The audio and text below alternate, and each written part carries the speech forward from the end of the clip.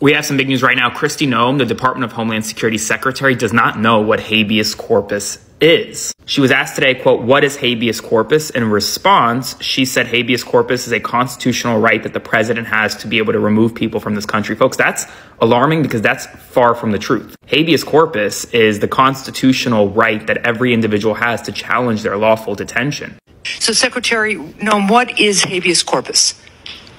Well, habeas corpus is a constitutional right that the president has to be able to remove people from this country and suspend their right to.